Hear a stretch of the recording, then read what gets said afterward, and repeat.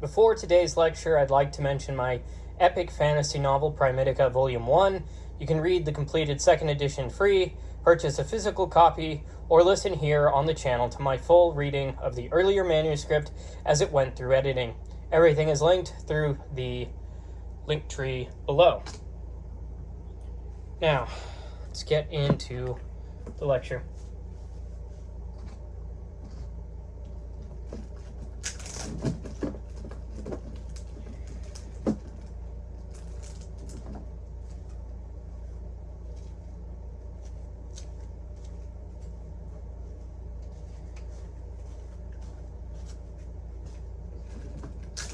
Didn't realize I had a marker so far away. I had the marker so far away. Anyway, okay. So in this lecture, we'll be going over chapter 8 in Stuart Shapiro's book, The Philosophy, Thinking About Mathematics on the Philosophy of Mathematics. Chapter 8, Numbers Exist.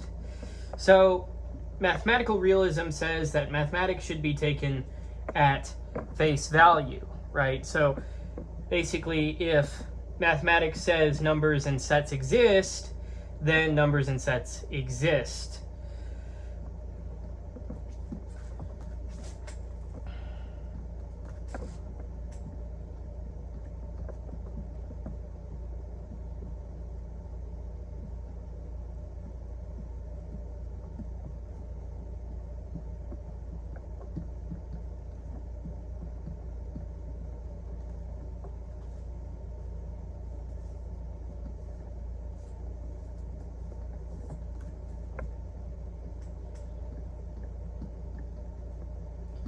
The guiding question, if numbers exist, how do we know anything about them?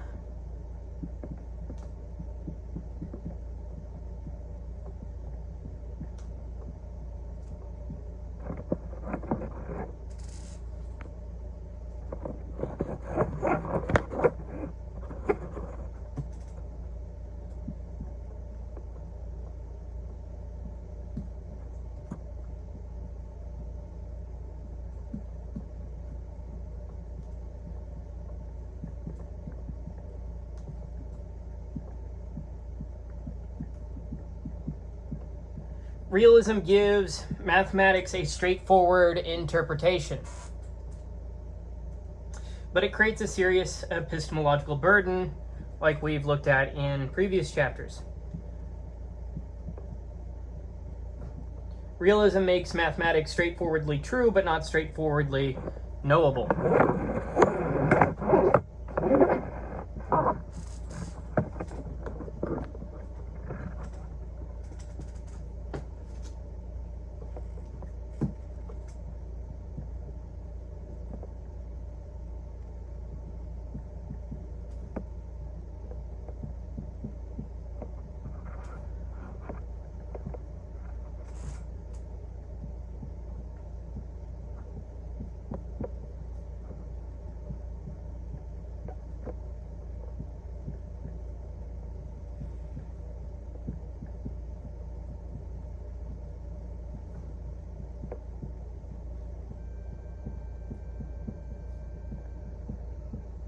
All right, now with this in mind, let's go ahead and move on to the first point.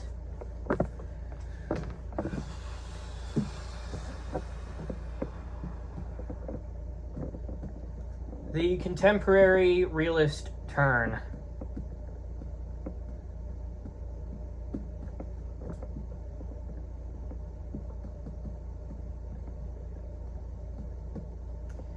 The chapter begins by dividing contemporary philosophy of mathematics into two broad schools. The first school takes mathematics literally. If arithmetic proves for every n there exists m such that m greater than n and m is prime, then the realist says there really are infinitely many prime numbers. Likewise, if set theory says that sets exist, then sets exist. The second school is anti-realist or nominalist. It tries to preserve the usefulness of mathematics without literally committing us to abstract mathematical objects. So the realist takes mathematical language at face value. The nominalist tries to reinterpret mathematics so that it doesn't require abstract objects. And so let me just go ahead and get a chart going.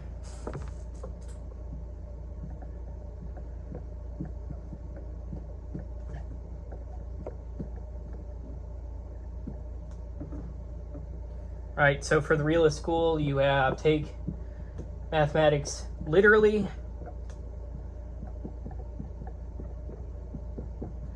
Numbers and sets exist.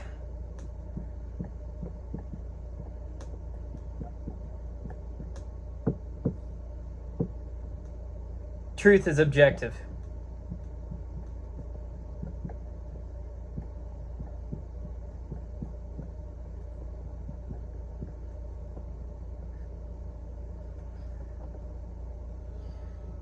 And for the anti-realist or nominalist school,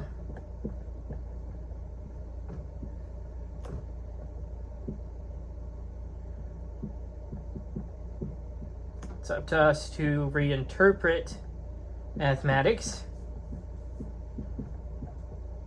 We avoid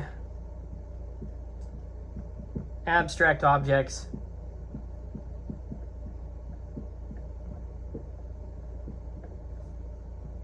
and truth must be reconstructed.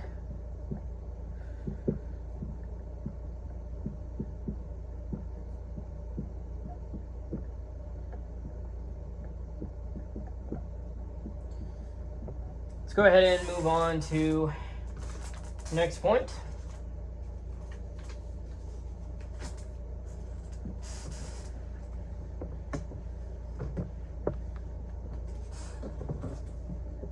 Which is a reiteration of a point made in a previous lecture. Realism in ontology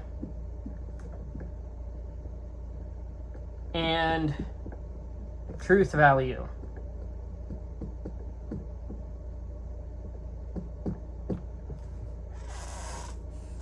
Right, so realism in ontology, just as a reminder, mathematical objects exist independently. Realism in truth value is mathematical statements are objectively true or false.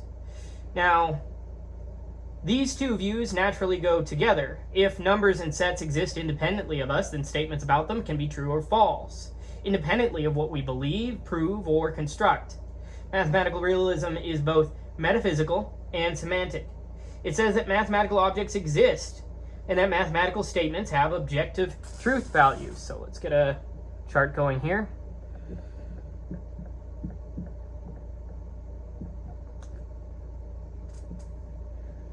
So for ontology, do numbers and sets exist?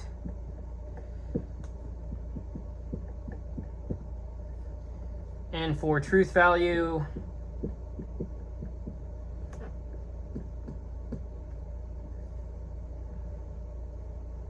are mathematical statements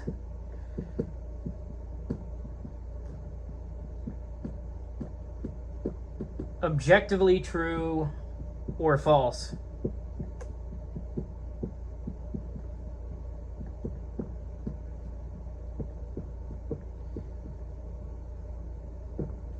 The realist answer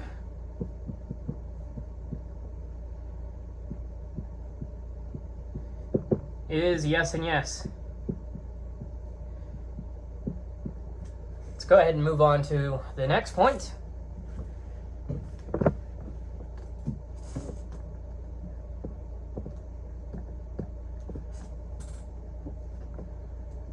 The realist's burden. So, realism gives mathematics its ordinary meaning, but it creates a difficult epistemological problem.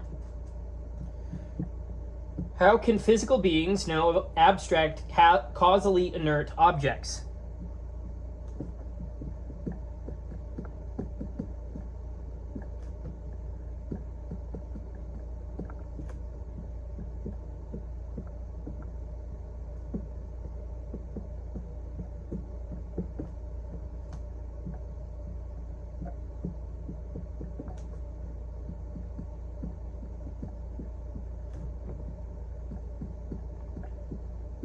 numbers and sets don't bump into us. They don't reflect light. They don't cause sensation. So how do we know anything about them?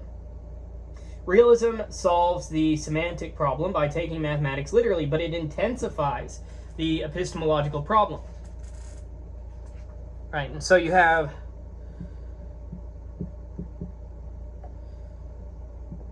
mathematics says numbers exist. The realist says yes, literally. And you're left with this problem. How do we know that? How do we know them? How do we know these numbers? How do we know these mathematical objects?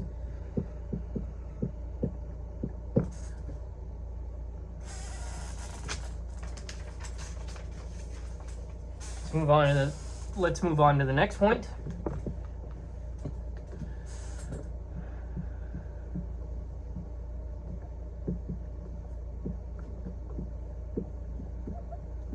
Gödel's Platonism. So Kurt Gödel is the chapter's first major realist, and Gödel holds that mathematical objects exist independently of our minds, language, and constructions. Mathematics describes an objective mathematical reality.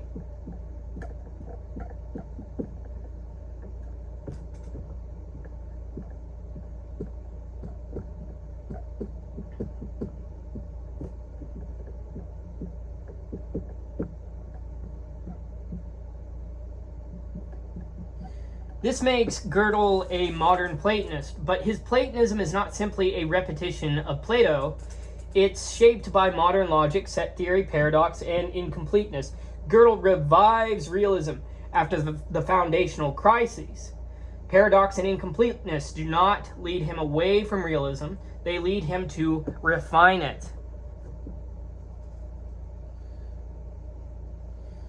So with Gödel, you have really two big ideas in this context. So one, numbers, sets, mathematical structures, and mathematical structures.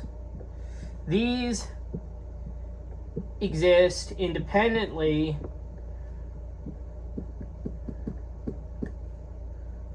of the mind.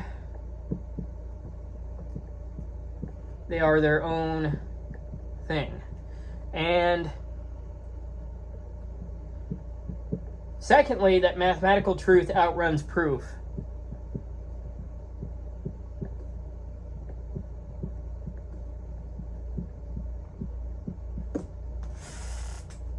Let's go ahead and move on to the next point.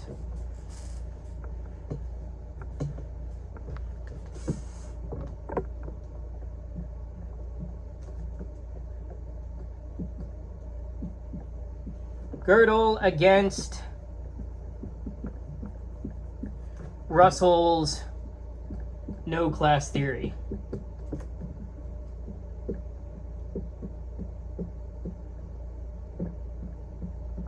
So, Russell eventually treated classes as logical fictions.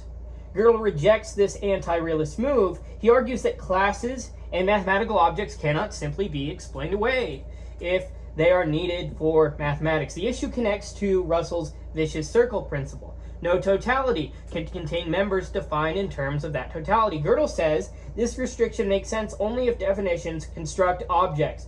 But if mathematical objects exist independently, definitions don't create them. They merely describe or identify them. Impredicative definitions are problematic for constructivists, but not necessarily for realists. So let's get a chart going here.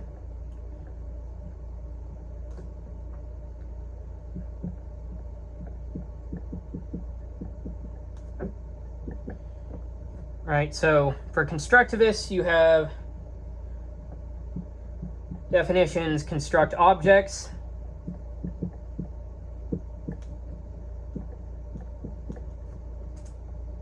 you have impredicativity is circular.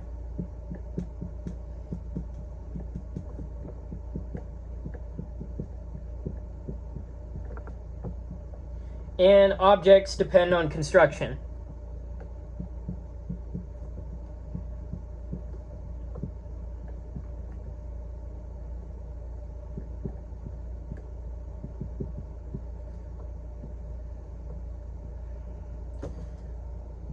Now for Gödelian realism, or Gödelian realist.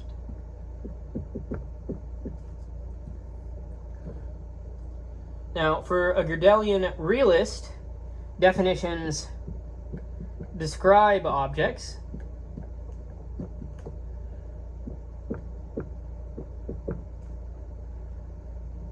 Impredicativity can be harmless.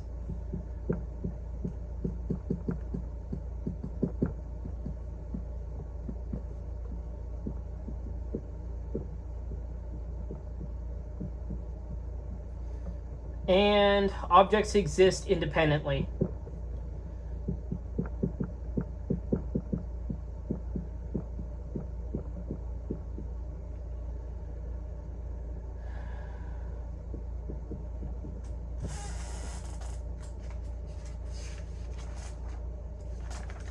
Let's go ahead and move on to the next point.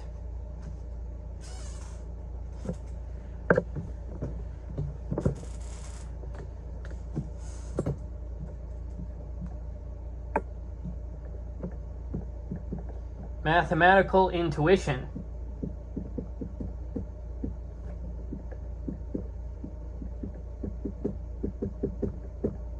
So, Gödel's most controversial idea is that mathematical intuition is analogous to sense perception. This does not have to mean that we have a magical sixth sense by which we literally see numbers. The analogy is more subtle. Mathematical intuition may give us compelling beliefs about axioms or elementary truths. Mathematical theory then organizes and corrects these intuitive data. Gödel treats mathematics like theoretical science directed at an abstract reality. So let's get a chart going here.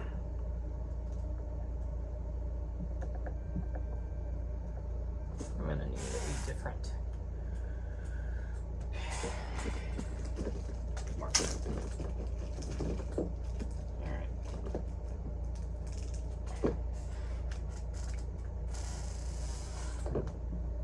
So you have physical science.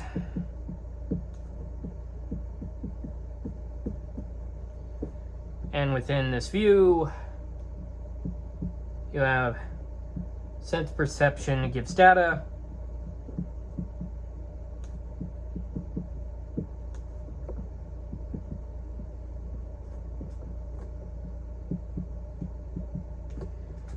Theory organizes perception.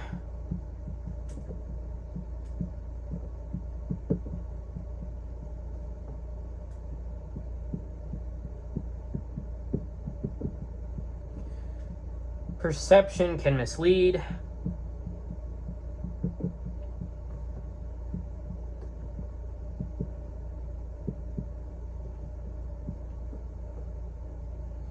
Better theory corrects error.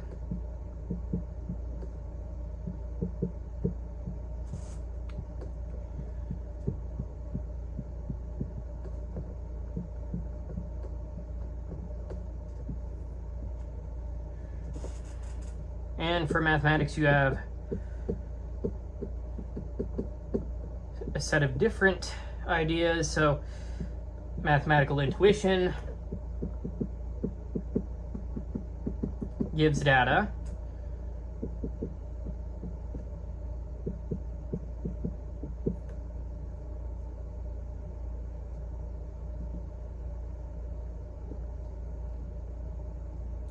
Theory organizes intuition.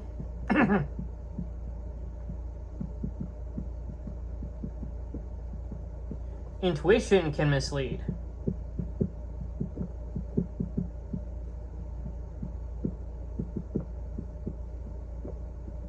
better mathematics corrects paradox.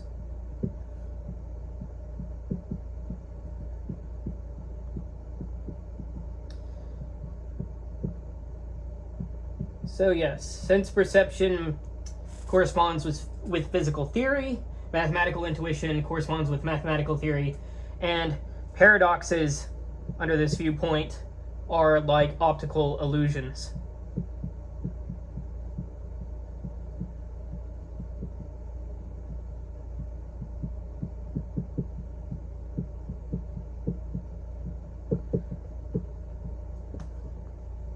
All right, let's go ahead and move on to the next point.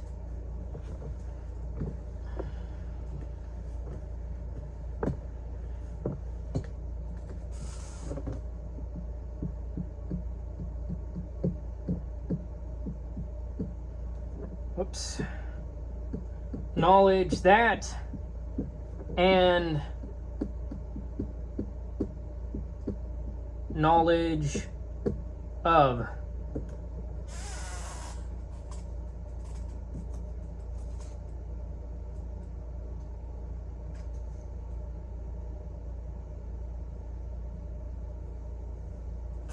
So let's just label these as KT and KO, not a knockout.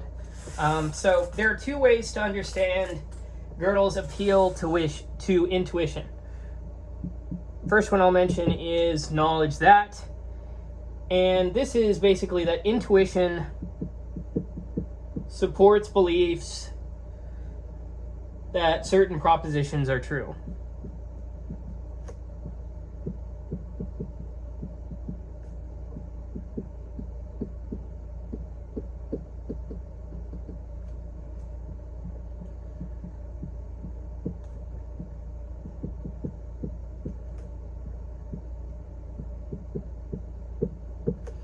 And knowledge of is that intuition gives acquaintance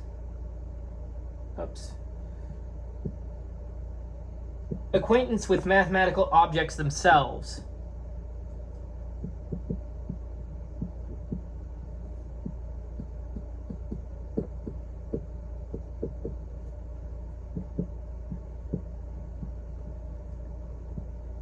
The first is less mysterious. It says that we find certain axioms or propositions compelling. The second is stronger. It suggests that we somehow apprehend individual mathematical objects. Gödel's view is easiest to defend if mathematical intuition is treated first as intuition of truths or axioms, not as direct perception of individual objects. So it's a matter of, okay, do we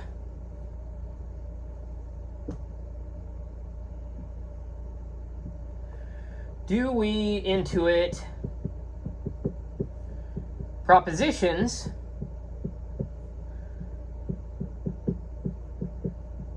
like, do we say just okay 7 plus 5 is equal to 12, I can feel that out, or do we intuit objects?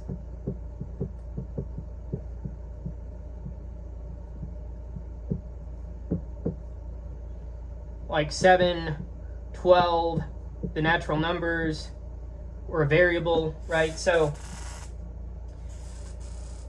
with that in mind, let's go ahead and move on to the next point.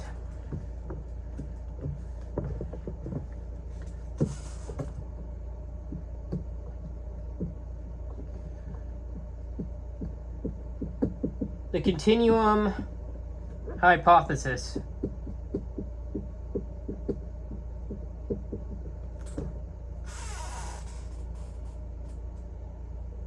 So the continuum hypothesis is Gödel's major case study. Cantor showed that the cardinality of the natural numbers is strictly less than the cardinality of the real numbers. So the continuum hypothesis says that there is no infinite cardinality strictly between the size of the natural numbers and the size of the real numbers.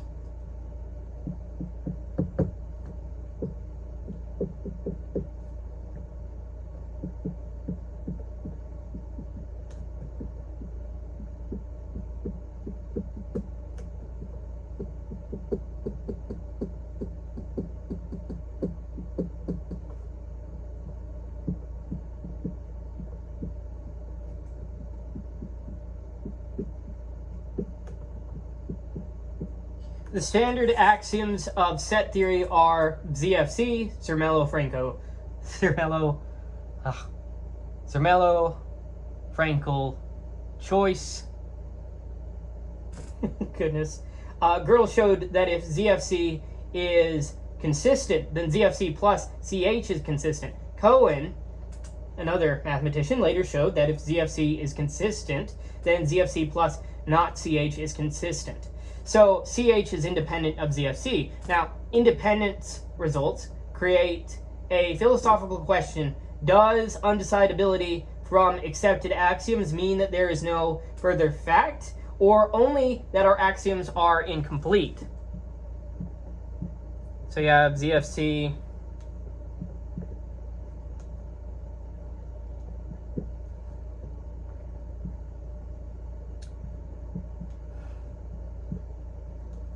is independent of the continuum hypothesis and independent of not continuum hypothesis. The question still remains: does CH still have a truth value?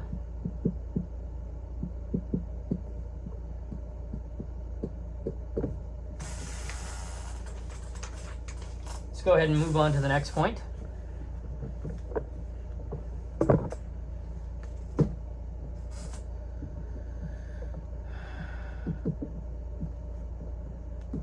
Gödel on new axioms.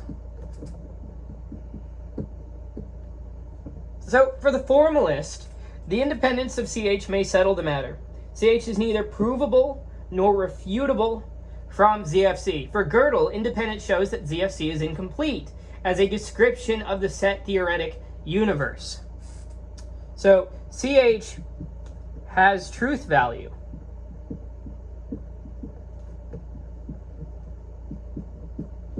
But ZFC does not determine it.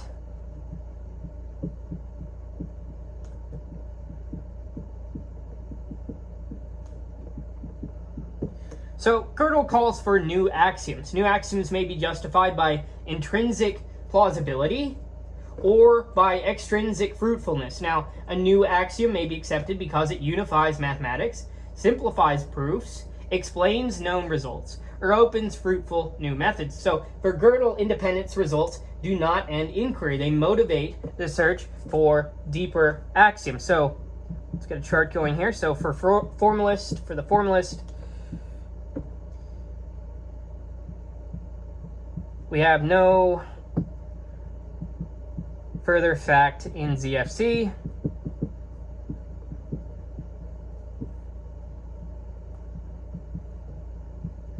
System relative result.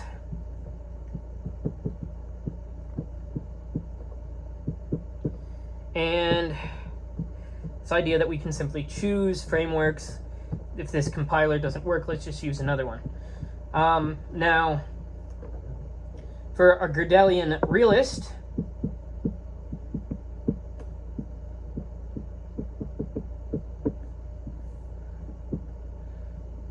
we have that CH has a truth value. The ZFC is incomplete.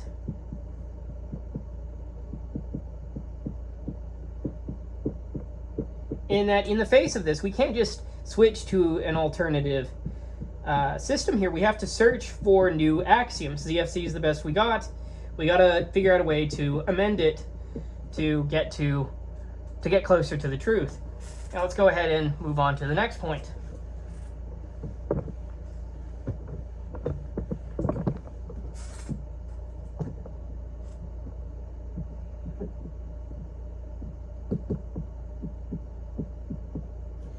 Gödel's realism, strength and cost.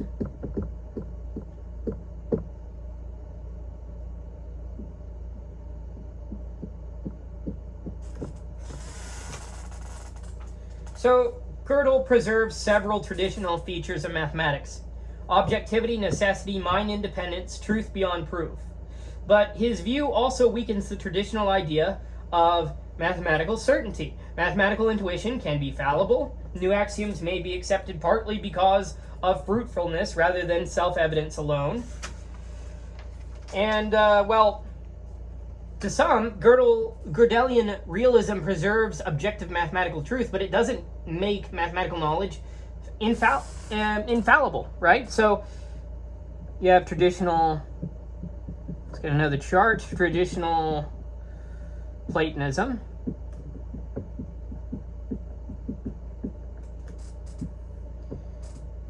Where you have an eternal mathematical realm. Reason grasps truth. Grasps, it's harder to say. Truth. Uncertainty is emphasized.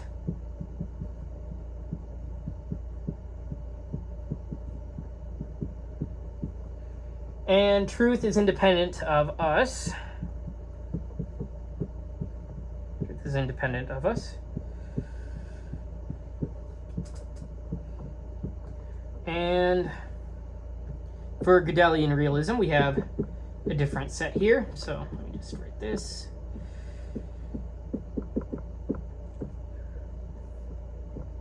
So we have an objective mathematical reality.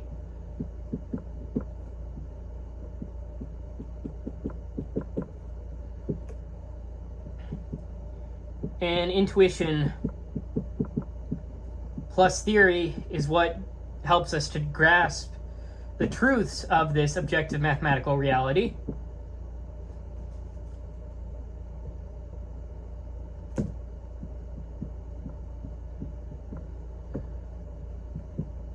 Fallibility is admitted here.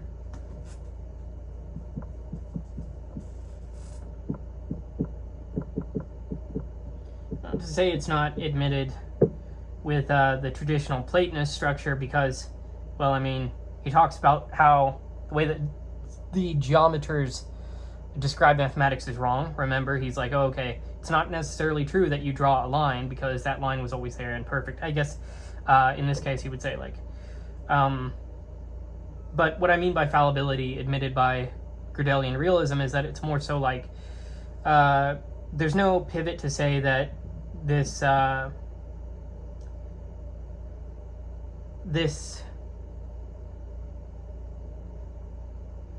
you can say, okay, this person draws that without saying that the imperfect thing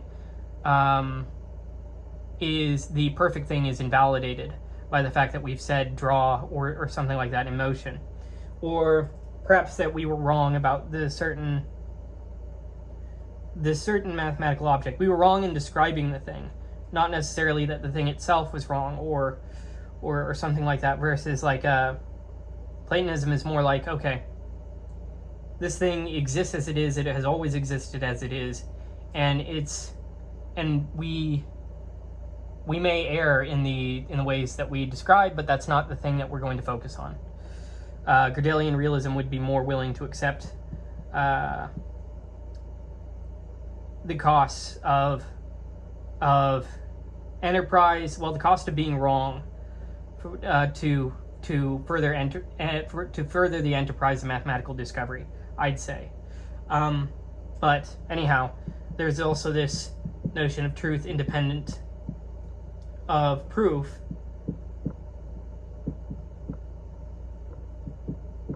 which is just a more specific way of saying truth independent of us, I'd say.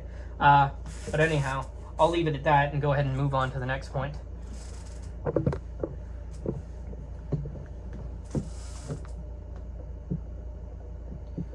This next point is Quine's naturalism. So the second figure in this chapter is W.V.O. Quine. Now Quine is very different from Gödel. Gödel is a kind of rationalist Platonist. Quine is a naturalist and empiricist. So in his view, philosophy does not stand outside science. and we've discussed them before. Now, for Quine, philosophy begins with our best scientific theory of the world. There is no first philosophy that justifies science from the outside. Quine accepts mathematics not because of special mathematical intuition, but because mathematics is part of our best science. So for Quine, no first philosophy.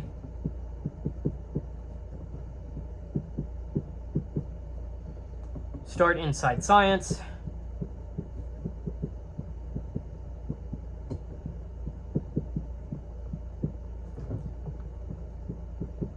Mathematics belongs to the scientific web. Come on.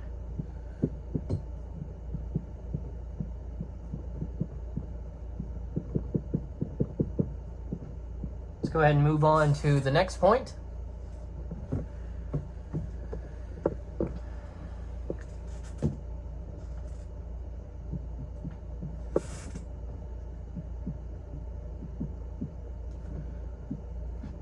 Quine against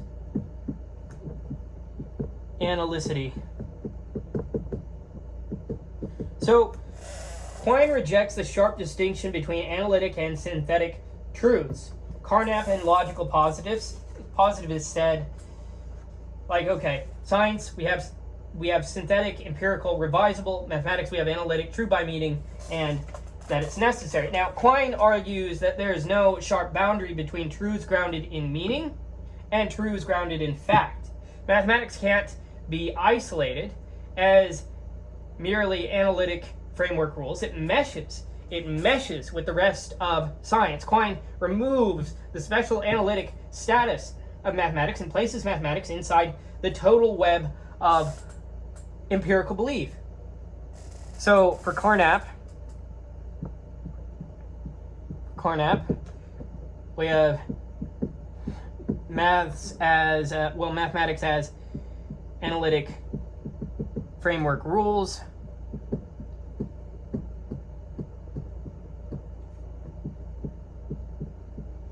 For Quine, we have that maths meshes with science.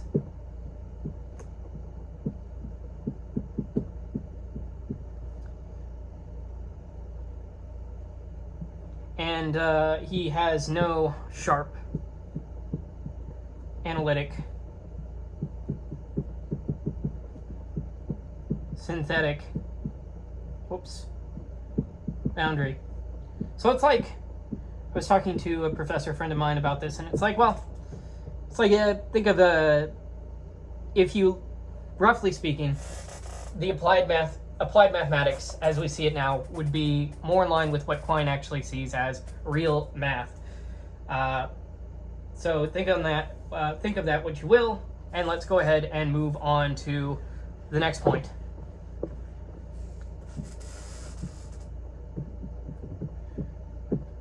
The web of belief. So Quine's central image is the web of belief. Experience affects the web at its edges, right? And mathematics, logic, theoretical science lie closer to the center. What experience conflicts with our theory, or when experience conflicts with our theory, we may revise some parts of the web, but we usually avoid revising central beliefs because doing so would disrupt it too much, right? So mathematics seems a priori because it is central and deeply entrenched from this perspective, not because it has special non-empirical source. So you have sensory,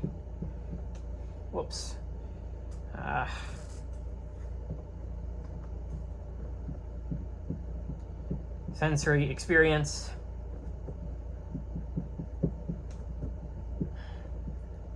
the edge of the web. You have science. Then you have mathematics near the center.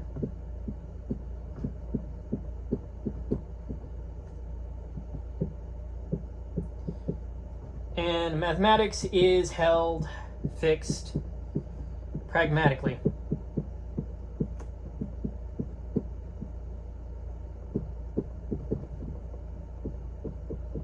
Let's go ahead and move on to the next point.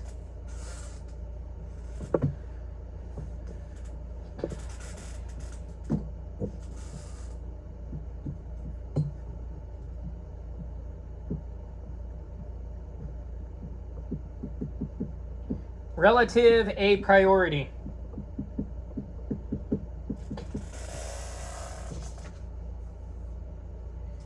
So Quine rejects absolute a priori knowledge, but mathematics can be treated as relatively a priori.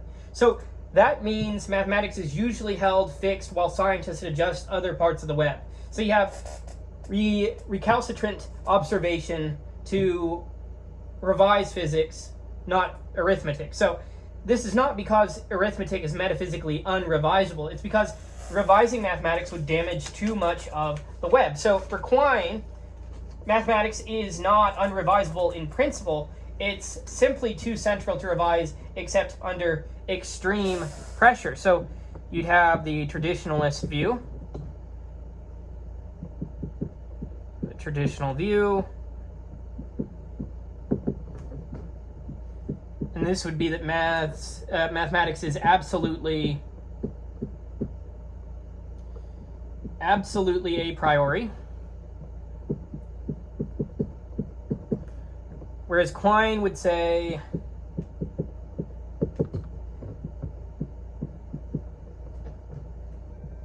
mathematics is relatively a priori.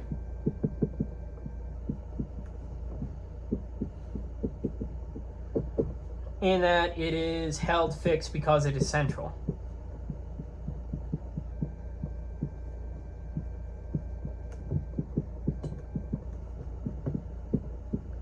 Let's go ahead and move on to the next point.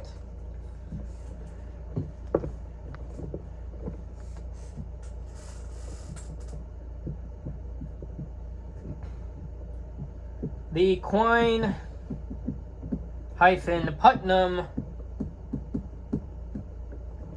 indispensability argument.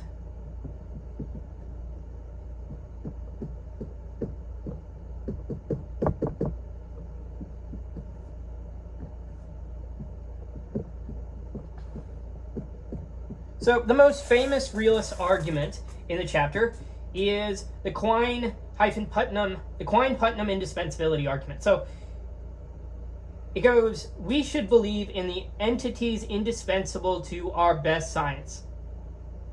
Mathematical entities are indispensable to our best science. Therefore, we should believe in mathematical entities. Now, the argument depends on taking science at face value. If our best science quantifies over numbers, functions, sets, or real valued magnitudes, then we should accept those entities. Now, for Quine and Putnam, mathematics earns an ontology through scientific indispensability. So you have best science uses mathematics. We believe our best science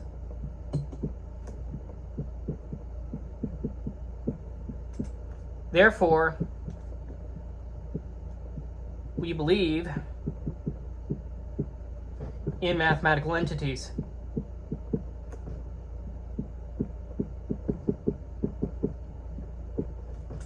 All right, let's go ahead and move on to the next point.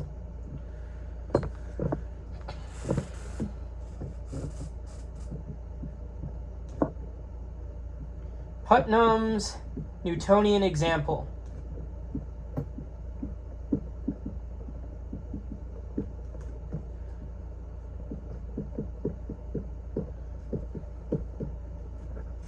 So Putnam uses Newton's law of gravitation as a clear example.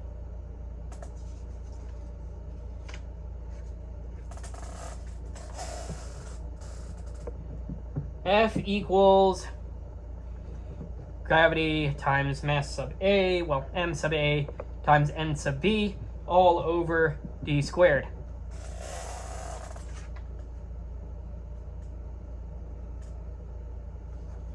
Now, the law uses mathematical quantities, right? So you have F being equal to force, m sub A and m sub B being equal to masses, d equal to distance, g equal to constant. Now, these, the gravitational constant, now these are real valued magnitudes, right? So physics cannot be formulated without mathematics.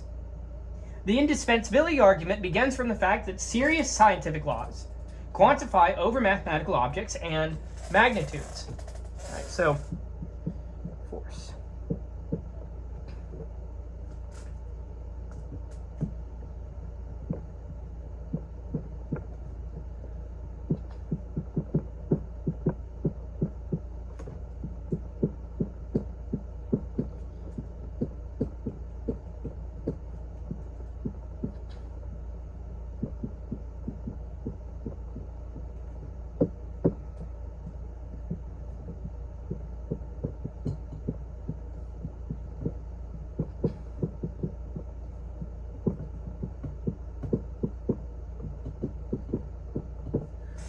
All right, let's go ahead and move on to the next point now.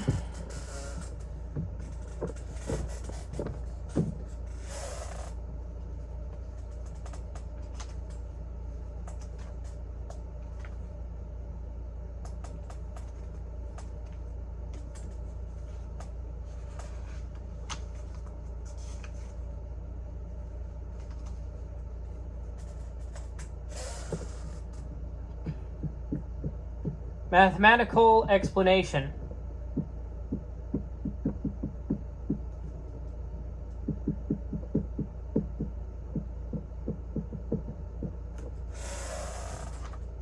So, mathematics does not merely help calculate predictions. Sometimes mathematical facts help explain physical phenomena. So, for example, let's say you have 191 tiles, and they cannot cover a rectangular area unless one side is 1. Now, because 191 is prime, well, this is because 191 is prime. Now, another example would be raindrops tend toward spherical shapes. And this is partly because a sphere encloses maximal volume for a given surface area. Mathematics is not just a computational tool, it can enter into explanations of physical phenomena. So, right, let's write this down. So, physical fact, right, stemming from mathematical explanation, right, and 191 prime, 191 is prime, implies tiling limitation. Well, this is an example.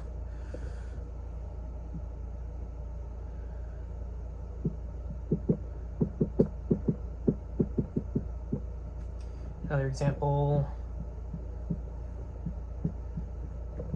sphere maximizes volume.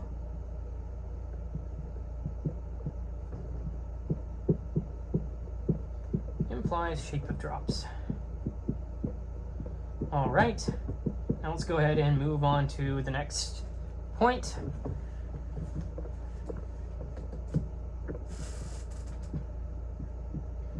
The limits of Quinean realism. So, Quine accepts mathematics only insofar as it is needed for science or for organizing the mathematics needed by science, right? So, applied mathematics is accepted. Mathematics useful for rounding out applied mathematics is perhaps accepted. Now, higher set theory with no scientific role, that's suspect.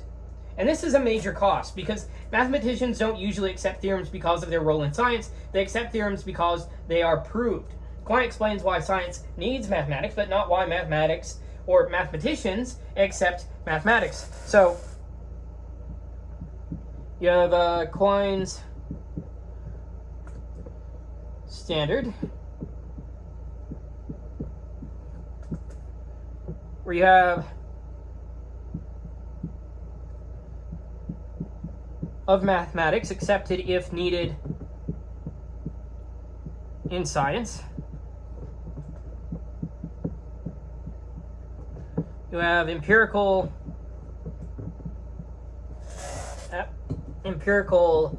support through the web of belief, and higher set theory is suspect.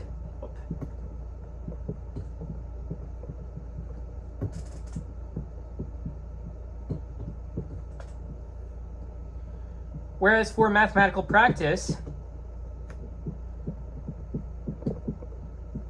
and the standards of that, if the math is accepted and proved,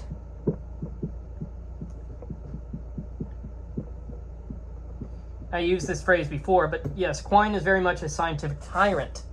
So, but yes, and in mathematical practice, we have deductive justification, which exists without empirical support. And higher set theory is legitimate.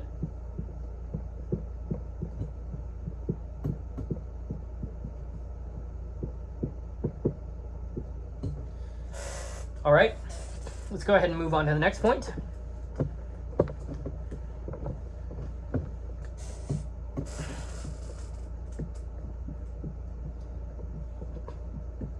Maddie's set theoretic realism.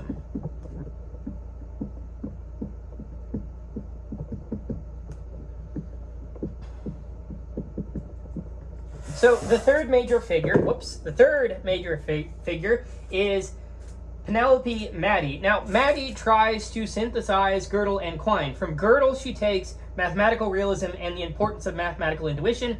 From Quine, she takes naturalism and indispensability. Her view is a kind of compromise between Platonism or set theoretic realism.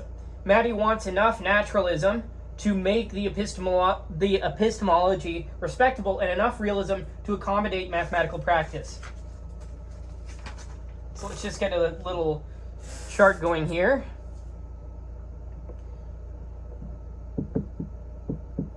So for Gödel, we have mathematical intuition.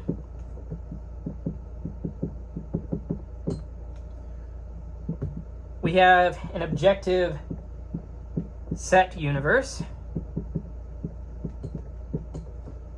And we can establish new axioms by fruitfulness.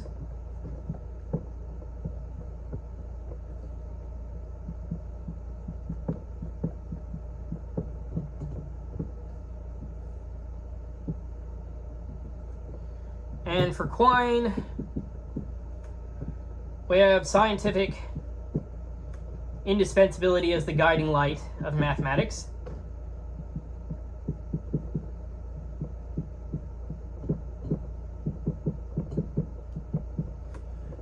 And that these things exist within a web of belief. And his view of mathematics is science-centered, of course.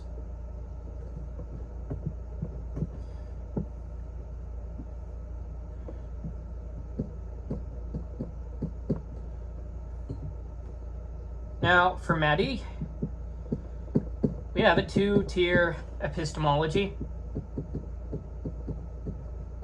which I really like this view, but and we have naturalized realism,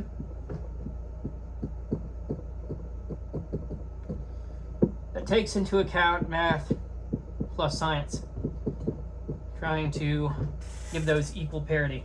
Let's go ahead and move on to the next point.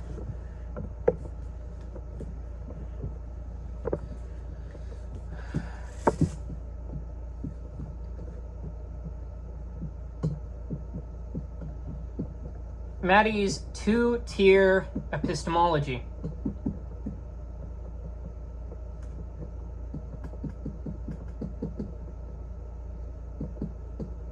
How do we know what we know in regards to math? So, Maddie's epistemology has two levels. The lower tier is intuition. So intuition supports basic mathematical principles. The upper tier So you have the lower tier, intuition supports basic mathematical principles. The upper tier is intrinsic support, so fruitfulness, explanatory power, unification, applications to lower mathematics and science. So together, these are supposed to support the full range of mathematics. Now, Maddie combines Gödelian intuition with Quinean application, right? So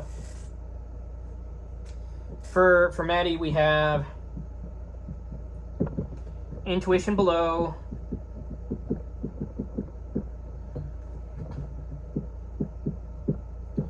fruitfulness and application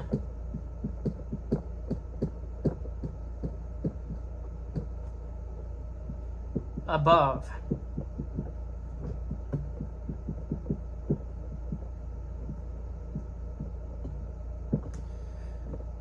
And in this, we have, okay, higher mathematics. Let me just get this figure here. Extrinsic support.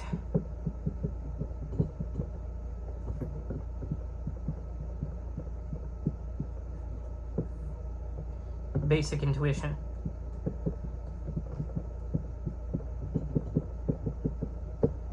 All right, now let's go ahead and move on to the next point.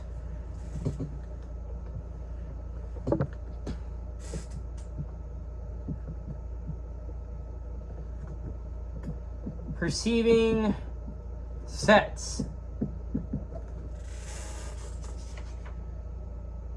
Now, Maddie's most distinctive claim is that we can perceive some sets. So consider the same physical stuff arranged as shoes. Let's let B be the set of 8 shoes. Let's let A be the set of 4 pairs of shoes, right? B is equal to 8 shoes. A is equal to 4 pairs of shoes. Now, they occupy the same physical region, but they are different sets. So A does not equal B. Maddie argues that we can perceive the same stuff either as 8 shoes or as 4 pairs. Now, Maddie tries to naturalize mathematical intuition by connecting some set perception to ordinary object perception. So, B, 8 shoes, 8 members, members are shoes,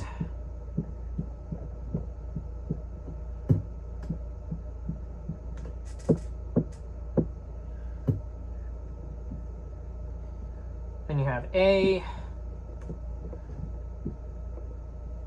4 pairs of shoes,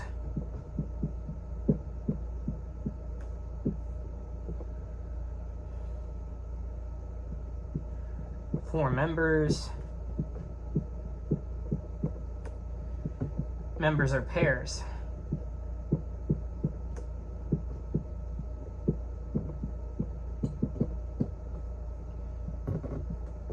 A does not equal B. All right. Let's go ahead and move on to the next point.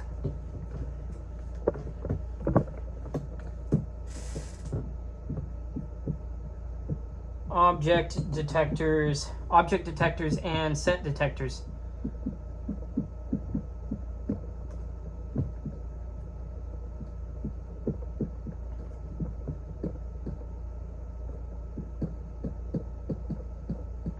Maddie appeals to work in psychology and perception.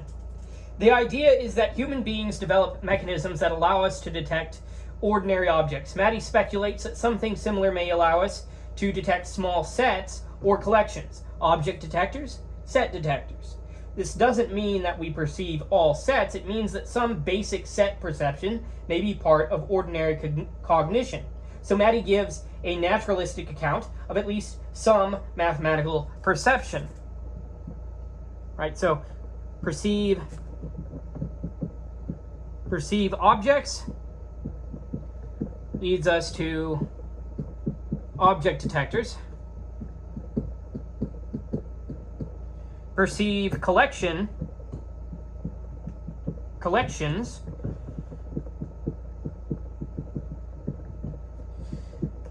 leads to set detectors, perhaps.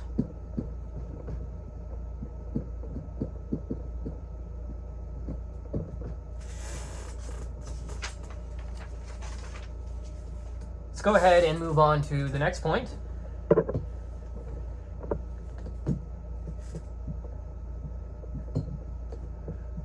from perceived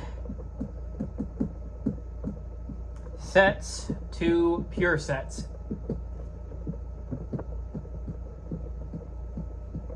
So Maddie does not claim that we directly perceive all sets. We don't perceive the empty set, for example, or the power set of the empty set, or large cardinals, or the whole set theoretic hierarchy. Perceived sets of physical objects are only the lower end. Higher set theory is justified theoretically by its role in mathematics and science. So Maddie brings some sets into perception and then extends by theory. So we have perceived sets of physical objects.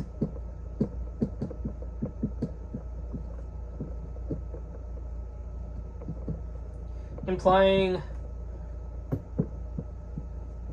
theoretical set theory.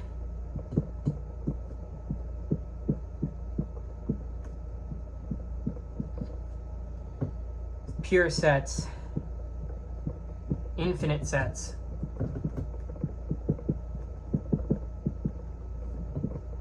And hierarchy.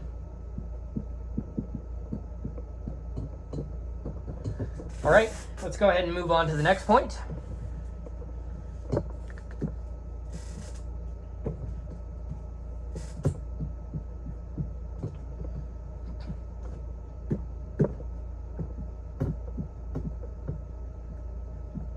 Maddie and the impure a priori.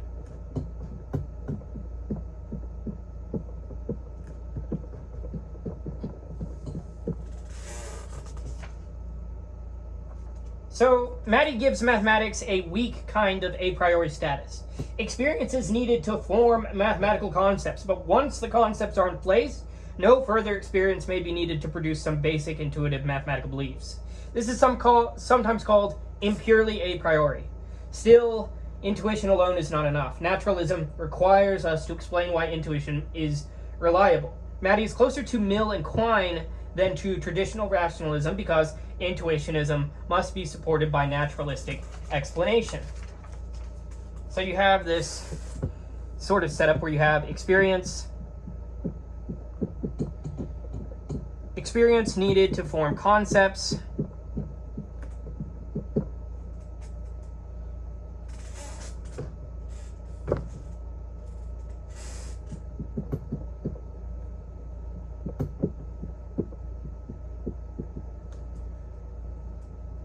but also no further experience needed for some judgments.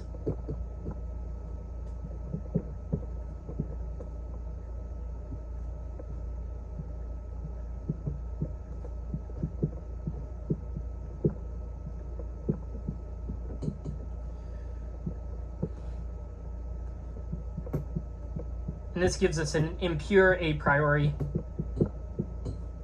but intuition needs theoretical support, right? So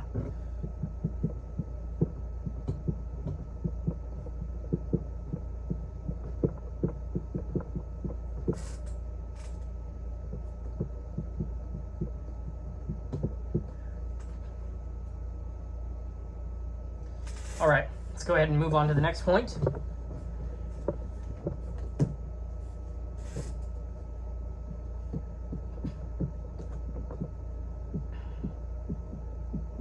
Maddie and independent questions.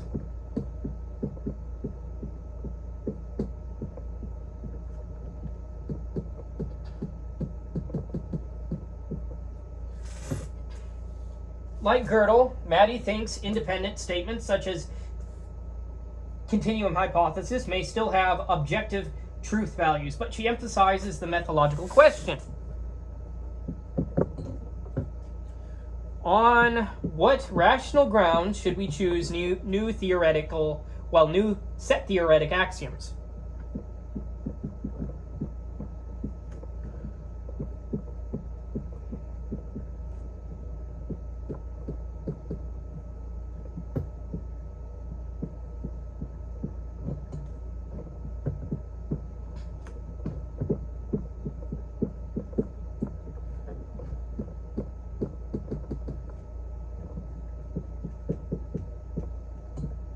right? And these could be intrinsic plausibility, fruitfulness, unification, settling open questions, and those things which fit with mathematical practice. Now, for realist set theory, independence results shift attention from proof inside ZFC to the methodology of choosing new axioms. So we have this structure where we have, okay, CH is independent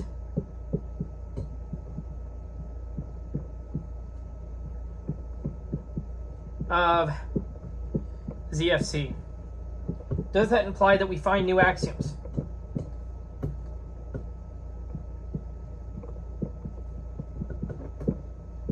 Right, and that leads us to the question of, okay, what makes a new axiom rationally acceptable?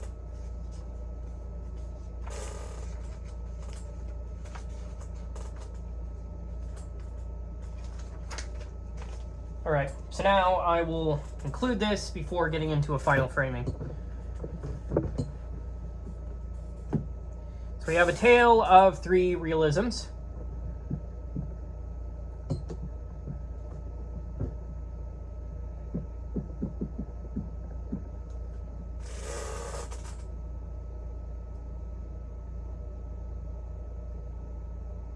So for all of these individuals, they answered yes to both questions, right? So realism and ontology, are the mathematical objects real? Yes.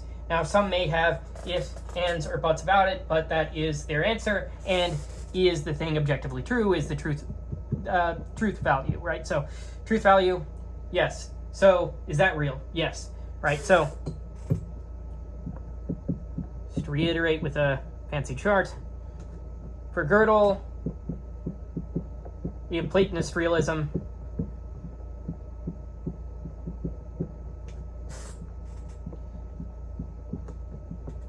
and intuition of mathematical reality stands at the basis there for how we know what we know about math,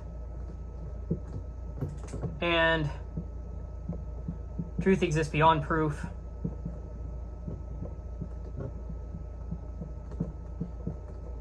And we need to find new axioms for set theory.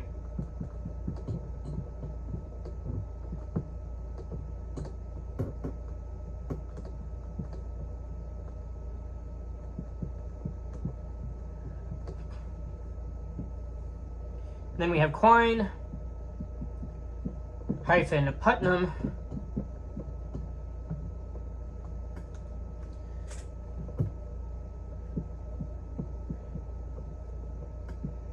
which has that naturalist indispensability. So it's real insofar as it is indispensable to scientific enterprise. And math is needed by science, right? That's what that means.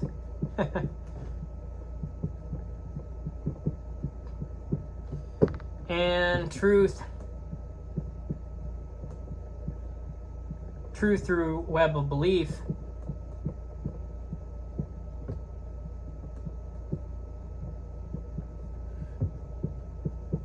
Like I'll say that it seems like a lot softer a definition of a definition of truth happens with that. So it's more of a pragmatist approach, and applied math is privileged.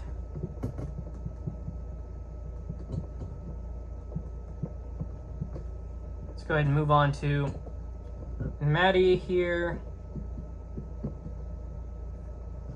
So with Maddie, we have set theoretic realism.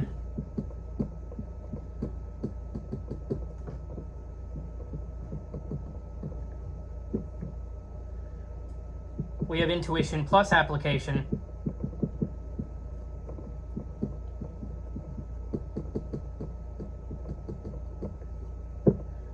We have a two-tier epistemology.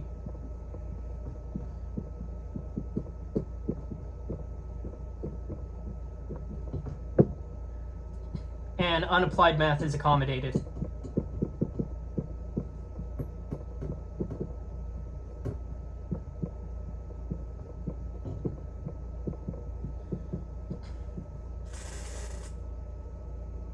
Now, Realism, as we see here, is both attractive and costly. It's attractive because it lets mathematics mean what it seems to mean. There are infinitely many primes means there are infinitely many primes. But realism must pay the epistemological bill. How do we know abstract mathematical objects? Gödel answers with mathematical intuition and theory. Quine and Putnam answer with scientific indispensability. Maddie answers with a naturalized two-tier epistemology of set theoretic realism.